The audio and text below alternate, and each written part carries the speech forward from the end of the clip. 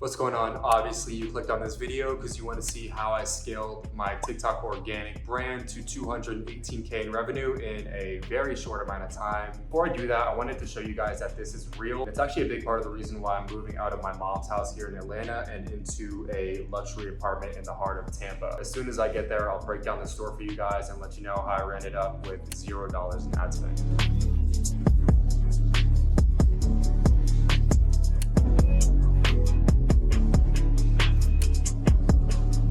This apartment's a f***ing vibe.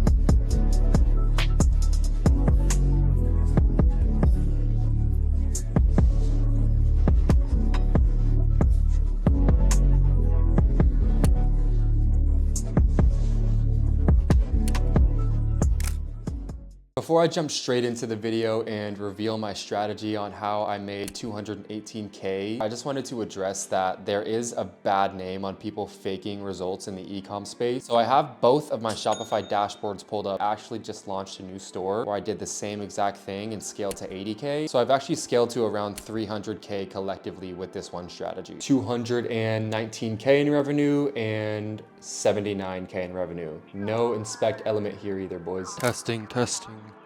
This next part of the video I had to do in my kitchen because it's too beautiful not to show off. There's really not a lot of strategy to what I'm about to show you guys, but I just want to break down how the TikTok algorithm works. I just recorded this next clip like 2 times already and my whiteboard is already a mess, so I'm gonna try and fly through this. I hope you guys can see this whiteboard and there's not too much glare, but this is the TikTok algorithm summed up, and it starts with your content, right? So the first thing you're gonna do when you make a new account, you should probably be warming the account up for 1 to 2 days by liking and commenting and watching a bunch of different videos, verifying your Gmail. If your phone is maxed out with Gmails, then make an Outlook and verify that Outlook. You should be updating your profile picture, username, your nickname, also putting something in your bio just so that TikTok knows that you're human. Once you've done all that, you're obviously going to post your first piece of content. What's gonna happen is it's gonna get 0 views, likely because TikTok still thinks you're a bot, or it's gonna get a couple of 100 views and stop there, probably because your content is just and you need to have a better hook, a better background. You can't have a cluttery backdrop. It needs to be aesthetically pleasing, better lighting. You can't have poor people lighting, that nasty yellow lighting that you see on some videos that never go viral. Make sure that your transitions and your captions are smooth and they're not looking like shit. And you'll learn how to edit your videos when you watch your competitors. And hopefully you have competitors when you're trying to make your first couple of 100 grand, because there's absolutely no reason to reinvent the wheel here if you're just trying to make your first couple 100,000. Just take what's already working for somebody else and make new and unique content that's touching on a different pain point or a different angle. Once you're done watching a simple CapCut tutorial and you know how to make engaging content, your video is then going to get out of this couple 100 view range, view jail, whatever you want to call it, and it's going to be pushed down to a couple of 1,000 people, and that is because this first couple of 100 people resonated with that video and either watched it for a specific amount of time, liked it, commented, or shared. Overall, they're engaging with the video, which is a great sign, and you're more likely to go viral when your video gets pushed down to a couple 1,000 people, because these people aren't just going to be in your area, they're going to be all across the United States, and they're going to be interested in all sorts of things. So it's really easy to go from a couple of 1,000 to 10,000 people compared to going from a couple of 100 views to a couple of 1,000 views. So now that I let you guys know how the TikTok algorithm works, I'm gonna let you in on the secret that I use to make both of my brands go viral. I actually didn't use TikTok organic videos at all, but I did use TikTok carousels. How that carousel looked was the first image or 2 was the hook, which is what grabbed the user's attention and reeled them in, prompting them to scroll through the rest of the carousel, which featured all of my product images. And I'm not going to get into the nitty-gritty on how my carousels looked, but I am gonna let you guys know how to make this work for your own brand. Your hook can really be anything. I'll say the #1 thing that worked for me was funny text message conversations. I'm not gonna say anything else about what was in the text message conversations because you guys would literally be able to find my brand on TikTok and and I'm still running it. But I will tell you, it can be anything as long as your content is entertaining and your product directly relates to your hook. So the beans have been spilled, and if you guys want any other information on how I made my carousels work or how I can help you make your carousels work for your dropshipping or branded stores, just hit me in the DMs on Instagram. I dropped it a little while ago. Here it is again, but I'm happy to answer any questions that anybody has about this strategy. I really think that there's so much potential in this strategy still, and it's working really great for me even after a year of doing it. TikTok Organic is an amazing way to make your first $100,000 in profit if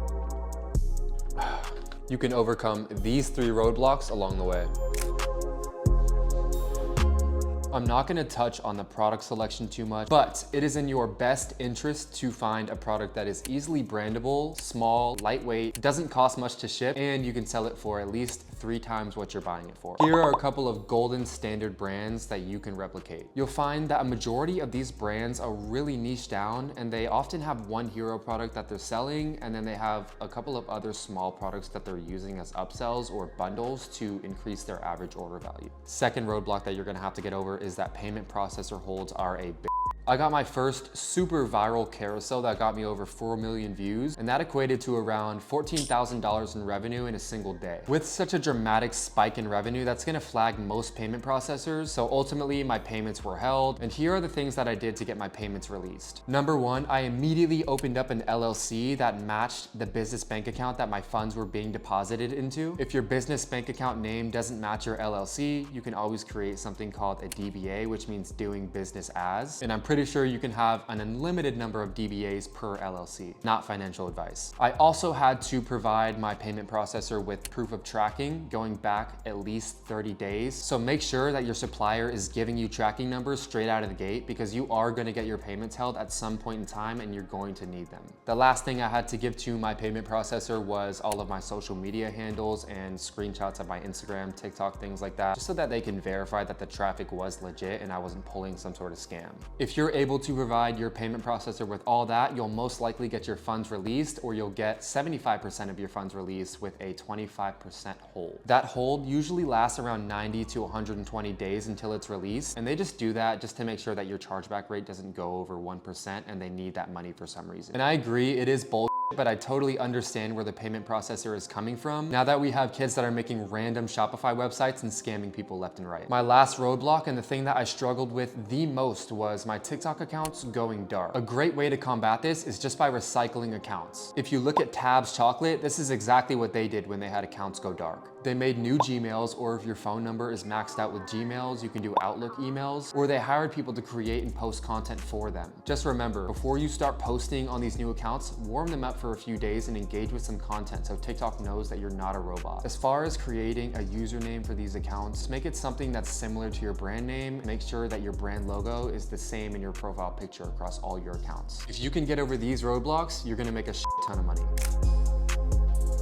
The goal with organic isn't to immediately build a brand, it's to make a load of money fast by riding trends and then rolling that money into a brand that you are actually passionate about. You gotta start in the trenches by trying to ride a ton of trends and test a ton of products. Another great example of a trend that you can ride right now is capitalizing on the election. There's been debates that you can take clips from and make engaging content with, and then pair those clips with something like Donald Trump merch. I literally saw a dude on my IG Reels that's doing that exact same thing, and he's printing 40K a week selling Donald Trump merch. Again, there's no need to reinvent the wheel. Everyone is copying each other and everybody is eating. And frankly, if you're watching this video, you don't have the money to introduce a brand new product to the market and expect it to take off. If you can copy what other brands are doing and make a cleaner website, have a heavier brand presence across all of your social media channels, Instagram, TikTok, YouTube, whatever it may be, craft a better offer or find a unique selling angle on a product that's already working, you are going to print money out of thin air. Again, guys, if you have any questions about anything that I said in this video at all, feel free to hit my DMs and I'm happy to answer any questions. Everything wasn't and still isn't sunshine and rainbows. I still have bad days myself, and I still see tons of people failing trying to replicate my organic strategy. Here's how you can replicate it in just 3 simple steps. Number 1, as I said a second ago, the first image of my carousel card was a hook. This is where you get creative on how you're gonna get a user to swipe through your carousel after your hook. Once you've done that and you found a hook that works for your brand, you need quality product product images following that hook. Like I said before, no poor people lighting, have a great backdrop, no clutter, and trust me, minimal is better. In the carousel cards following your hook, you need to clearly let users know that you are the brand selling the product. And no, I'm not talking about putting link in bio in your caption. Once you've found a hook that's great for virality and you have great product images that clearly display your product, then you can really pay attention to what sounds are popular at the moment and what is everybody using. If you can find a sound that's currently popping off and pair that with a current trend or some sort of current terminology, your carousel will go viral. A great example of current terminology that people are using right now is the very demure, very mindful thing. You can easily find a product and attach very demure, very mindful to your first carousel card as the hook. Pair that with high quality product images and a popular sound and watch that carousel get millions of views. I've been in the e-commerce space for 4 good years now, and I can tell you guys that starting a TikTok organic brand or any brand in general starts up here. I would have never gotten to experience the joy of building a brand if my head wasn't in the right place first. I listened to this podcast that Jay Shetty did with Dr. Joe Dispenza a couple of years ago, and it just blew my mind. I think the words from this podcast really connected with me and how I think and feel on a daily basis. Bear with me while I get weird for a sec.